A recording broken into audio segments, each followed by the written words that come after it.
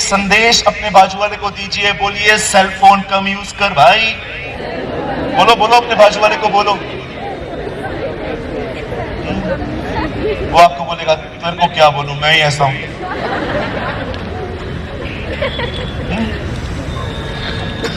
कितने लोग ये बात जानते हैं? 2019 के मसीह पिक्चर में भी जाते हैं। Watching Kabir Singh feeling excited. ढोंगी कहीं के हिपोक्रेट्स।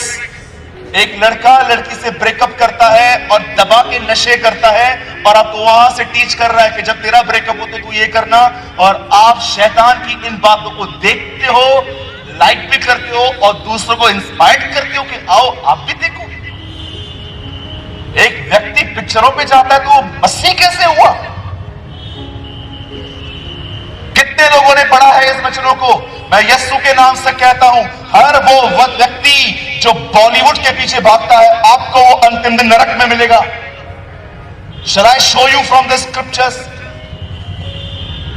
लिखा है झूठ के चाहने वाले अंतिम दिनों में नरक में है। पर्दे पर झूठ चलता है और आप उसको चाह कर देखते हैं। लिखा है झूठ के चाहने वाले अंतिम दिनों में नरक में है। बंद कीजिए ये सब। बी ए ट्रू क्रिश्चियन। एक सच्चे मसीह बनिए। हो सकता है आपकी लाइफ में बहुत एंटरटेनमेंट नहीं होगी, लेकिन मैं आपको बताना चाहता हूं आपके अंदर उसका आनंद होगा, आपके अंदर उसकी शांति होगी। तो ब्रदर, आप एंटरटेनमेंट के खिलाफ हैं? बिल्कुल भी नहीं। मैं खुद मिस्टर बीन देखता हूं, लेकिन जानते हैं क्यों देखता हूं? क्योंकि वो कुछ बोलता नहीं है, क्योंकि मुझे पता है शब्द मेरे साथ क्या करते हैं। आजकल देखिए, आजकल जो लोग सीरियल्स देखते हैं, सास भी कभी बहू थी, ससुरा भी कभी दामाद था, ये सब जो देखते रहते हैं, मुझे बताइए आपको पता है वो लोग आपको क्या सिखाते हैं? वो आपको सिखाते हैं झगड़ा कैसे करना है। एक व्यक्ति की प्रार्थना का उत्तर उन 24 साल से नहीं आया था, अब भी वो उसके पीछे दौड़ता है। क्या हम ऐसे हैं? और एक दिन वो समय आया, वचन कहता है उसे एक बेटा पैदा हुआ। उसने उसका नाम इसहाक रखा और आहिस्ते आहिस्ते वो अपने बच्चे से इतना अटैच्ड हो गया, वो भूल गया कि यहोवा कौन है, परमेश्वर कौन है। जैसे आज भी बहुत सारे लोग अपने वरदान के साथ इतने चिपके हुए हैं कि वो भूल चुके हैं कि वरदान मिला किसके लिए है। आज भी बहुत सारे भाई बहन वो इतना एक दूसरे के क्लोज हैं कि उनको पता ही नहीं है कि कुछ और भी संबंध है जो मुझे निभाना है। आप जानते हो बाइबल क्या बताती है? इब्राहिम अपने बच्चे को आहिस्ते आहिस्ते वो इतना अटैच्ड हो गया, और जब परमेश्वर ने देखा कि अब इब्राहिम मुझसे दूर हो चुका है, तब परमेश्वर उसे कहता है अपने बेटे को ले, इसे उठा, उस पर्वत पे चला जा और इसे होम बलिदान कर। होम बलिदान का मतलब होता है काट के जला देना। और बाइबल ऐसा बताती है, ये देखिए बाइबल बताती है इब्राहिम अपने बच्चे को लेकर उस पहाड़ पे गया। आप जानते हो जैसे वो उस पहाड़ पे चढ़ रहा था, वो अपने दोस्त सेवकों को कहता है तुम यहीं ठहरो, ये लड़का और मैं आराधना करके वापस आएंगे। आज की मसीहत से पूछो आराधना का डेफिनेशन क्या है आपकी डिक्शनरी में, बोलेंगे गीत गाना। इब्राहिम से पूछो, वो कहेगा बलिदान करना। हमारी आराधना हमारे गीतों में है। इब्राहिम की आराधना थी अपनी सबसे प्यारी चीज खुदा को देना, दैट्स वर्शिप। और जब वो अपने बेटे को लेके वहां पर गया और जैसे वो उसको मार रहा था, तब परमेश्वर उसे कहता है इसे मत मार। इब्राहिम, मैं जान गया हूं कि तू मेरा भय मानता है, इसे रख अपने पास, इसे टच मत करना, इसे मत मारना।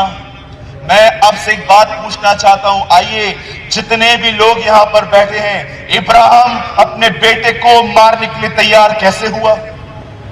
हाउ ही बिकेम रेडी, वो कैसे तैयार हुआ अपने ही बच्चे को मारने के लिए?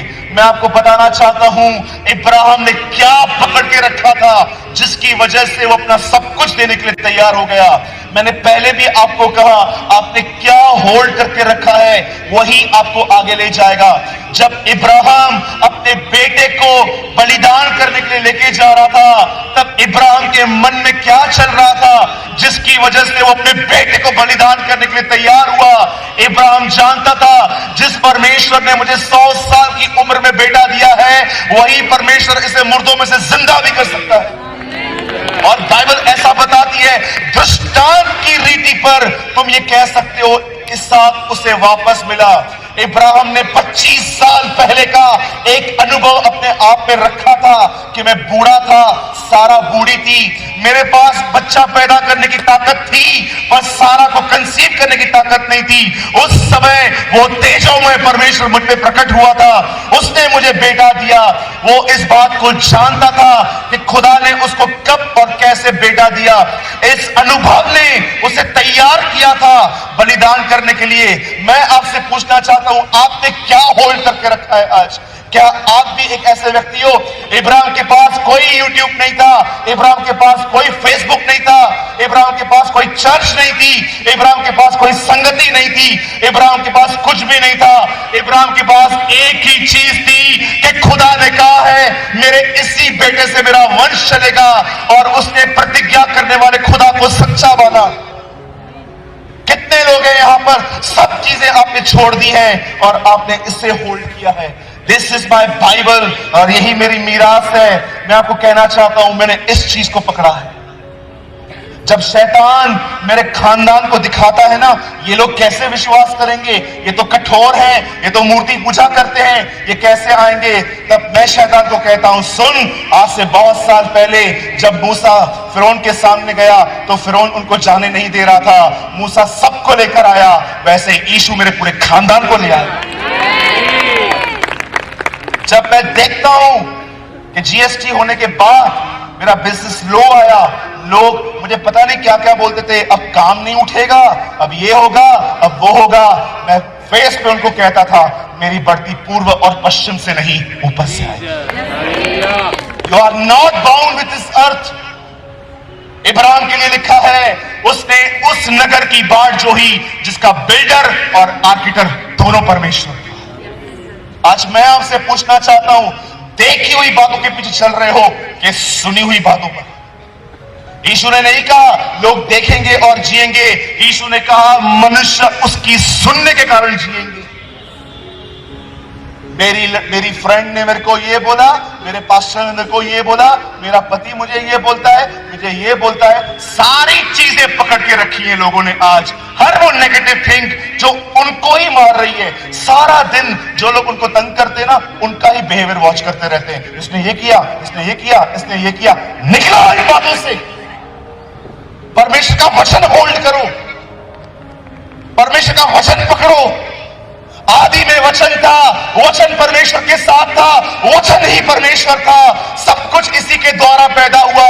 और मैं आपको बताना चाहता हूं, ये बाइबल को चूमने से कुछ नहीं होगा। रद्दी में बिकती है ये बाइबल, उन्हें कुछ प्रॉब्लम नहीं आता है। ताकत तब आएगी जब ये कलाम तुम्हारे अंदर जाएगा और ये देहधारी हो जाएगा। ये वचन तुम्हारे अंदर जाना चाहिए। बहुत सारे लोग इस बाइबल को ऐसे करके चूम के रखते हैं, कोई फायदा नहीं होगा। मैं नहीं कहता हूं उसको जमीन पे रखें, मैं नहीं कहता हूं कि आप इसको आदर न दें, पर ये वचन कब काम करता है? जब ये आपके अंदर आता है। वर्ड बिकेम फ्लैश, वचन देहधारी हुआ। मैं उसको कैसे माफ करूं? उसने मेरे को बहुत तंग किया है, उसको कैसे माफ करूं? मेरा पैसा खा के गया है, इसको कैसे माफ करूं? इन्होंने मेरे साथ ऐसा किया है। सब चीजें लोगों ने पकड़ के रखी है आज, इसीलिए आज वो कमजोर है। अरे मसीह में आने के बाद भी मैंने इतने धोखे खाए लोगों से, इतने धोखे खाए। एक लिस्ट बना सकता हूं मैं उन लोगों की कि इन सब लोगों ने मुझे चीट किया, पर मैंने कभी उनकी तरफ ध्यान नहीं दिया, क्योंकि मैं जानता था ये सब चीजें मुझे उस और बढ़ने नहीं देंगी जिस तरफ मुझे बढ़ना है।